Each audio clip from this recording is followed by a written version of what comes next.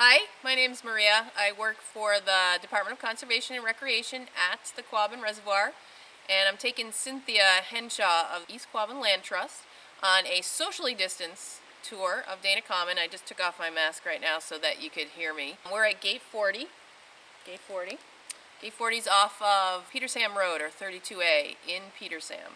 And it is actually a very popular spot to walk because it brings you to the center of what was Dana.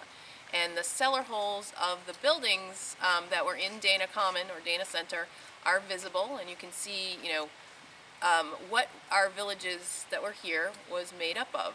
Just want to remind you, when you visit Quabbin Reservoir, we do not allow dogs. We expect you to carry your trash in and out, and at this point that we may not have any sort of portable toilets available, so you want to make that part of your plan if you come for a walk here. All right. So here we are, just to give you some details about Quabbin Reservoir and also the hike we're going to take. For those of you that are unaware, Quabbin Reservoir is part of the water system for not only the greater Boston area, but also 3 towns south of the reservoir: Chicopee, Wilbraham, and part of South Hadley. And so that's actually 3 million people in Massachusetts, or 43% of the state, that gets their drinking water from here. And that is why our recreation is more limited than other open space in Massachusetts. We don't allow dogs. This particular gate you can ride your bike in, and if you are coming here on your own and you want to ride your bike, it's about 1.8 miles to the center of Dana Common, and then maybe another mile or so to the reservoir itself. There is a bulletin board close to the entrance. It does have a map to help you locate where you are and give you an idea of where you can go as well, and then a system map that tells you where the water's going. Hi, here we are at Dana Common. Cynthia and I walked 1.8 miles from the gate. Along the way there are some various cellar holes and walls and things that you can explore and learn a little bit more about. Today we're going to focus on the common itself. And I stopped here for this monument. This monument was erected by a group called the Dana Reunion, and they are a group of families that came from Dana, from the Common specifically, and they have kept the history alive, and they actually every summer have a reunion here in mid-July. So the stone says site of Dana Common, 1801 to 1938, so Dana actually was the second town founded, and this is to memorialize the people who lost their homes to the building of the reservoir. One of the things I think people are often confused about when they visit Quabbin, there's a lot of land surrounding the water, and that land was cleared and protected as well, and that's the watershed land, and that's how we protect the water. It is an unfiltered reservoir, so by having a forest that is protected, that also protects the water. So Dana is not anywhere near the water. If you want to see the reservoir itself, you are walking another mile down either one of those roads, and that would bring you to the shoreline of the reservoir. So right now we'll just walk around the common. We'll talk about a couple of the structures and some of the things that were here, and just a few stories I've learned over the years from former residents, and just a little bit about what life was like. So here we are standing in front of the cellar hole of what was the school, the Dana Center School. So like the other 4 towns that were removed for the reservoir project, Dana actually, at the time the reservoir was built, had 2 school buildings. One here in Dana Center and one in North Dana, which was another village to the north of us. This particular one was, I believe, for the younger grades.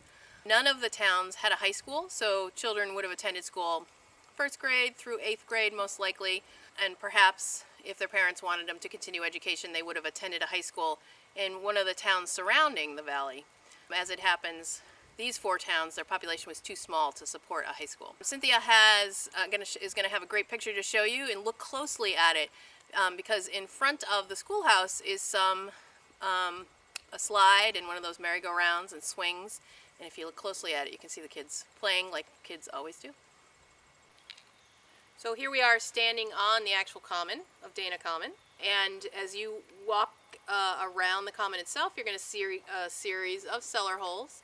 A few years ago there was a Girl Scout who was actually related to the Cooley family who did her project, her gold medal project, that included photographs of the different structures. So if you take a walk, you can get an idea of what those houses were like. I just want to share a few stories. Right now on the common, we're standing, behind me was the location of a U.S. Civil War cannon, and then there also was a memorial to the soldiers from Dana going back to the American Revolution. Both of those were removed and relocated to the Quabbin Park Cemetery, which is in Ware, Massachusetts. And that cemetery was built when they built the reservoir to receive the remains of the bodies that were removed from the 34 cemeteries in the valley. But if you think about it, this was like sort of a classic New England common. If you live around this area, your town has a common like this with memorials that this would have had. There is one funny story I heard. There was a woman who shared the story. She did not live in Dana, but she would visit her grandparents here in the summertime. And one year she and her sister came, and it just happened that they had firecrackers. She and her sister tucked them inside the mouth of the cannon, and then they lit them, and then they went and hid. And when the firecrackers exploded, all the adults come running out and examining the cannon, thinking, what's going on? Why is this, cannon from the 1860s making explosion noises? So that was just sort of a funny story that one woman shared of her childhood summers here. Behind me was the house of the Johnson family. At the time, in the 20s, it was owned by Judge Johnson and his wife Marion. Marion apparently was an accomplished musician. In the evening, she would play music, and you have to remember, as when we do this for kids, I always like to remind them that there was no TVs, no computers. Some people might have had radios, but if you were a kid and it was summertime, you would be outside playing. As Marion was performing, they would gather around her house and listen to her little mini concert. Afterwards, she'd invite them inside for cookies.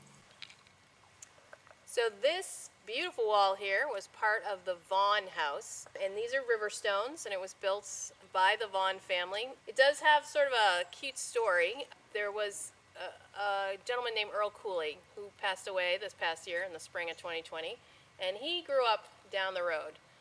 So he was about 13 when they left the valley, and he would always tell us the story, and he's shared this widely, is that one day he was playing with a small carriage, so he was pulling it behind him like he was a horse, and running down the road, and he hit the wall and knocked the stones off.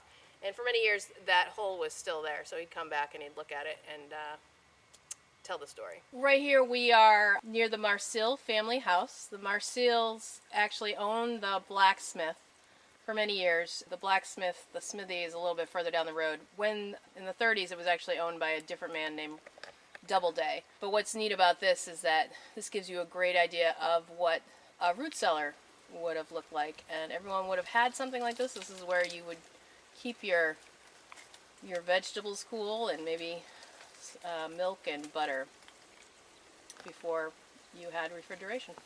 So behind me here was the Dana Center Cemetery, which was one of the 34 cemeteries that was removed from the reservoir. Altogether, when they built the reservoir, they removed over 7,600 known graves. So every grave that they knew, or either because it was in the records or they were told about, they did map it, about 6,600 of them were moved to the Quabbin Park Cemetery.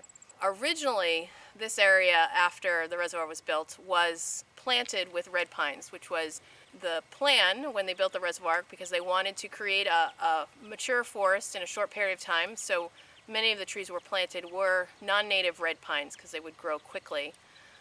In the 60s, New England experienced a really serious drought, and the reservoir was affected by this, and we actually dropped below 50%. In 1967, we actually hit 45%. If we had gotten as low as 38% elevation of the reservoir, the water would be considered not drinkable. And so at that point, the MDC, which managed the reservoir at the time, started thinking about different ways of managing the land. And that is when they started removing a lot of the red pines, so logging the red pines. So this area would have been logged in the 80s. And another part of that remanagement, or not remanagement, but changing the way it was managed, was also thinking about keeping areas open. So in some cases, when areas were logged, tree species were allowed to seed and grow up and regenerate our forests to have what we have today, which is a mixed hardwood forest. But areas like the location of the Dana Center Cemetery were kept clear and still are kept clear. So maybe once or twice a year, our staff are here and they mow the field. And that's, to me, really is actually one of the most fascinating things about Quabbin Reservoir, is the way that the land was transformed and continues to be transformed. So this was an area where Native Americans lived for thousands of years. It became villages that were settled by mainly English settlers. They left in the 30s and became a reservoir, and this area that we are fascinated with as this sort of natural area is completely human-made today. And how we manage it today is very different than how they managed it in the 1940s and 50s. Standing here by the marker for the National Historic Register, Dana Common was placed on the National Historic Register as a representation of the 4 complete towns and the villages that were lost to the reservoir. So if you choose to come and take a walk here at Dana Common yourself, just remember we don't allow dogs and we currently don't have any restroom facilities available. Visit our website, mass.gov/DCR, to find out any particular regulations or what times our gates are open. And I hope you have the opportunity to enjoy it. It's a very unique and special place.